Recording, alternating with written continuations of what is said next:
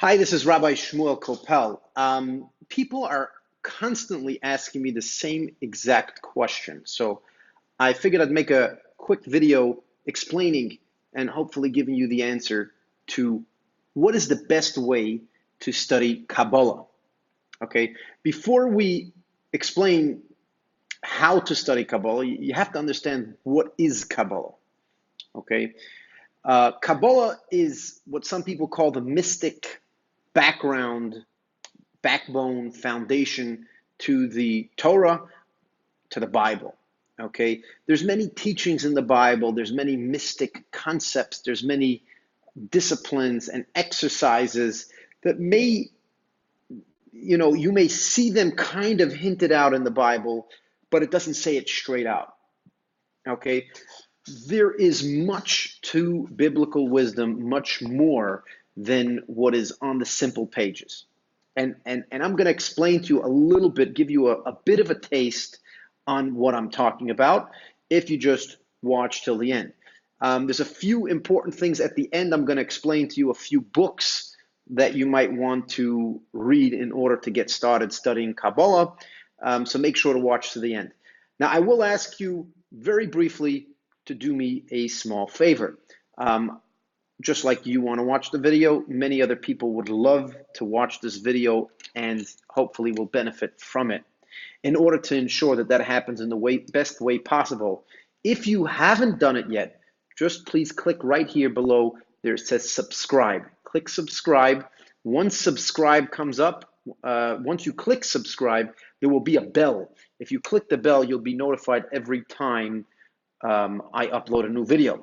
Now, besides for you benefiting from knowing every time I upload a new video, it will rank these videos higher, and therefore YouTube will allow more people to see it. So if you don't want to do it for yourself, please do it for me and for the other people that will hopefully see this video because of your subscription. Now, what I like telling people is Moses spent 40 years in the desert, okay, teaching the nation of Israel that came out of Egypt. We only have 5 books, right? Now, a good author could write a lot more than 5 books in 40 years. So there is tons of teachings that Moses taught that were not written in the actual Bible, but they were passed down from generation to generation. A lot of this is the source material or the wisdom behind the Torah, okay? And this was passed down traditionally from person to person. It was pretty accessible during the age of the 2 temples in Jerusalem. So we're talking about just until before the Common Era. It was pretty easy to get hold of this information. Okay, now this information comprised of a few things. Number one, it comprised of exercises, how to literally leave your body while you still are alive and to get information from a higher source than your physical body. That is pretty much how many prophets had their prophecies, although prophecy is a little different than Kabbalistic teachings, and I'm going to explain to you very basically, what the difference is. Okay, the Kabbalistic teachings will have exercises to remove your soul from your body so that you can see the universe, you can see reality from a completely higher plane. Okay, once you're in that higher plane, sometimes you yourself see certain things going on. So you may see the future. Some great Kabbalists could see the future. They can see what a person's meaning in life. They can see that if you make this choice, it is going to destroy your life. If you make that choice, it's going to help you in your life. And very often they can come back to this world and give people practical advice on what to do when they, when they see the person in real life. Okay. A prophet is a little different because a prophet essentially puts themselves into how should I say it? They put themselves into an environment that is not quite in this world, but it's not quite out of this world. and they put them into this quasi-reality where they can then receive something from God himself. So the creator of the universe could come and communicate with that person when a person is in this higher stage of reality. One of the biblical terms for prophets is actually mishugah. Mishugah, for those of you who know Hebrew, means crazy. Why would you call a prophet crazy? The reason you would call a prophet crazy is because many prophets, while they were having prophecy, did crazy things. They would jump around, they would make somersault, they would look like they were having an episode. Okay? And the reason for this is because they were communicating with a reality that was beyond their body while they were still in their body. Okay, so the general way that I understand this is that through the Kabbalistic concepts, you have the ability to remove yourself from your body and then see a greater reality, but you're not necessarily communicating with God. Only God can choose who he wants to communicate with, whereas a Kabbalist, if you do the right exercises, you could reach certain levels of consciousness where you may be able to see something. So you may see the future, for example. Okay, if you see the future, right, that doesn't necessarily mean it's going to become true, because perhaps when you come back, a choice made by a human being may change the future. And that is possible, according to Kabbalistic ideas, is that the future could already be written, but then it can be changed retroactively, okay, by people's choices in this world. So you might not be 100% accurate as a Kabbalist seeing the future. You might not be 100% accurate. Whereas a prophet is 100% accurate because the creator of the universe said, this is what's going to happen. It must happen. Okay? The only exception written in Jewish tradition is that if a prophet comes with a bad prophecy about destruction, etc., then it could be that through repentance, God will remove that decree and the destruction will not happen. But if a prophet gives a good prophecy, even if people are going to be bad after the prophecy was given, the good prophecy will come true. And if need be, something else will happen afterwards. But the good prophecy must come true because the creator of the universe said this is what's going to happen. So there's a bit of a difference between a prophet and a Kabbalist. A Kabbalist may know ideas that should come into the future, but they won't know the exact details. Oh, that's a quick one. Now, I know you're probably wondering, if I'm a Kabbalist, then shouldn't I be able to tell you the future? And the answer is that I'm definitely not a Kabbalist in the full sense of the term. There are sections of the Kabbalistic tradition that are available to the masses and to the public that you can read. There are also a lot of secrets that are still being kept by people that we may not even know if they're keeping that secret, right? So amongst the Jewish people, there were always these rabbis, Kabbalists, that people would speak to them, and these Kabbalists would tell them things to do, and it was extremely accurate or unheard of, abilities to advise or to see the future. Okay, my foundational mentor, not my personal mentor, because I never really studied with him personally. The Lubavitcher Rebbe, and if you look him up, Rabbi Menachem M. Schneerson, had insane things that he said. If you look on YouTube, you will find a whole list of videos of people's testament to crazy things that happened when they came to him and he told them advice, etc. One example is that the Lubavitcher Rebbe actually said that the former Soviet Union would collapse on its own a few years before it actually collapsed. Right? Now, when people spoke to the government or the people who actually made the choices and the decisions to collapse the former Soviet Union, they actually said at the time the Rebbe said it, they themselves did not know that it would happen. So the people involved, the people who made the decision seemingly didn't know it was going to happen, and yet he knew before. But that's only a small story. There are hundreds, if not thousands, of stories of people who, came to the Rebbe when doctors told them, for example, they couldn't have children, and the Rebbe gave them a blessing and they had children. There's stories of people who said, the doctor said they were going to die from cancer. They came to the Rebbe, they went, and the cancer just disappeared completely. So you have a lot of these mystical stories, but the Rebbe himself never came out and said, "Hi, I'm a Kabbalist. I had these secrets passed down to me." He never said that. So we don't know for sure what it is and how it is that he did what he did, right? And he's not the only one, although I think in our immediate generation, I think he was the greatest Kabbalist known to man. But at the same time, there's other people that have similar stories, and obviously at a smaller level, and people just begin following them because they kind of develop a reputation.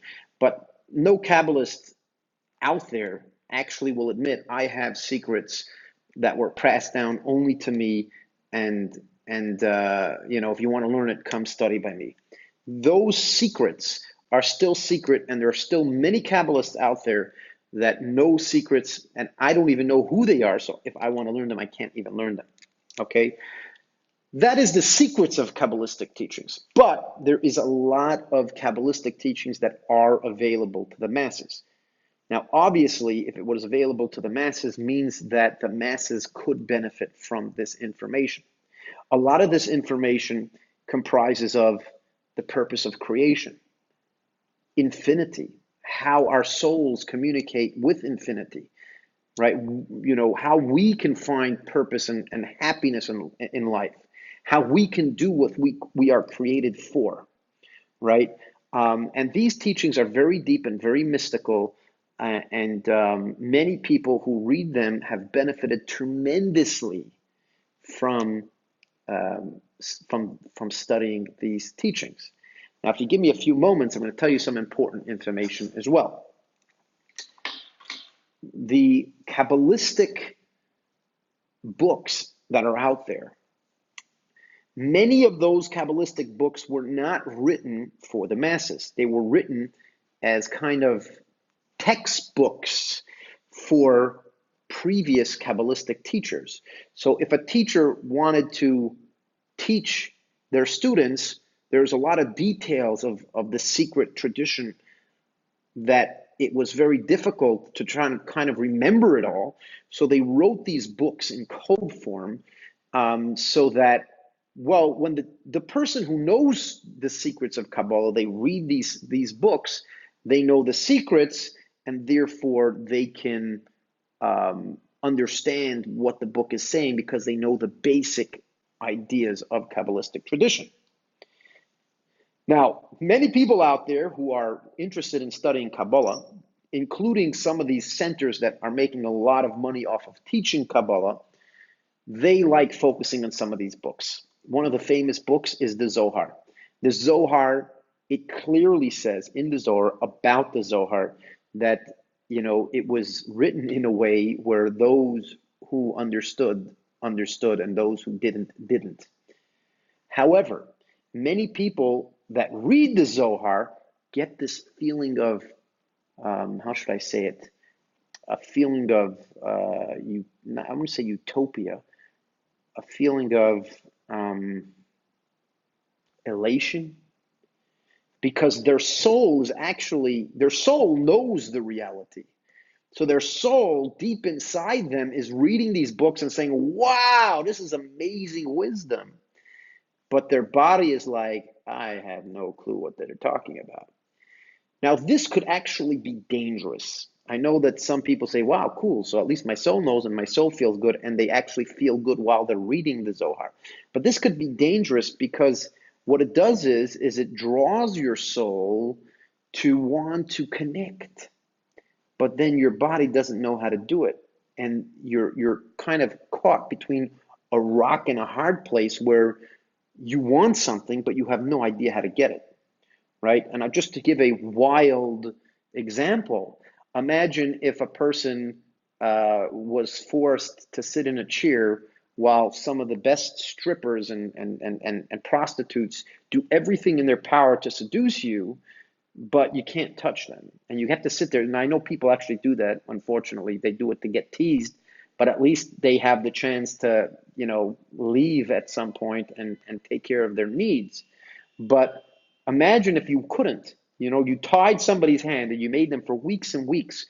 They couldn't release themselves, but yet they're being drawn with some of the most powerful human desires, and they can't fulfill them. Can you imagine what that feels like? And that is something that a lot of people who try to study Kabbalah on their own suffer from. They suffer from the fact that they have this major urge to do something, but they have no clue what to do. And that could be dangerous, right? There are some Kabbalistic books later that were written for the masses, and I'm going to give you, if you stay, I know it's taking a bit of time, but if you're patient, I'm going to explain to you and list some of these books for you as well. Okay, in the later years, there were some Kabbalists that basically started from the Arizal, who felt they wanted to teach this information to the masses.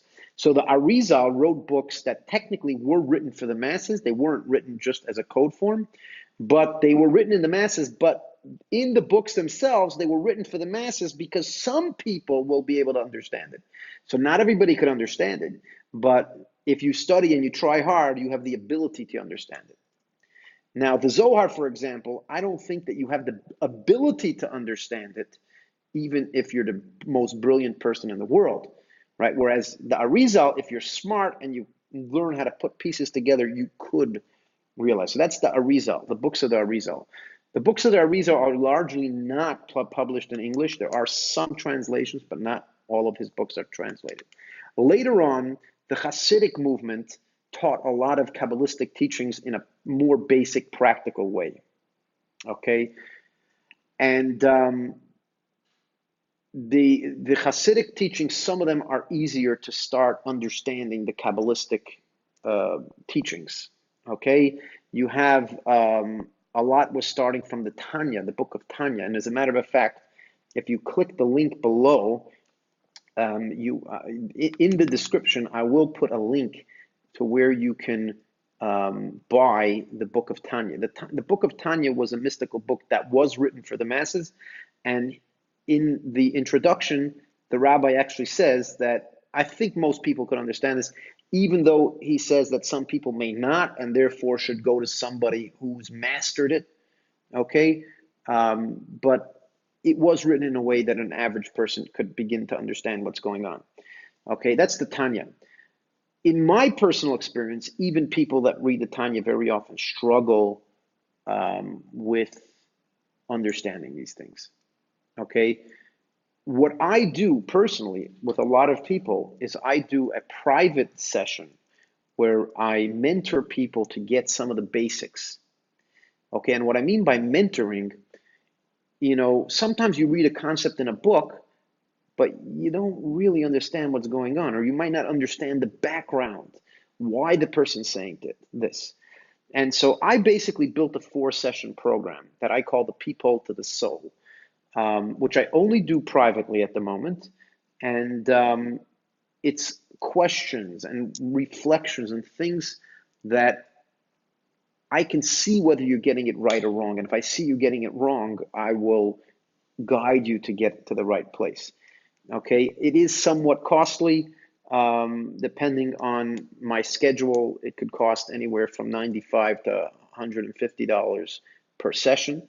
I know that sounds a bit costly for some people, but it takes a lot out of me. When I do it, I have to really go into your brain and try to get you to do it. But it's only 4 sessions, and if you do these 4 sessions, I believe very strongly you will have the foothold to then go to many other books and understand it at a deep level.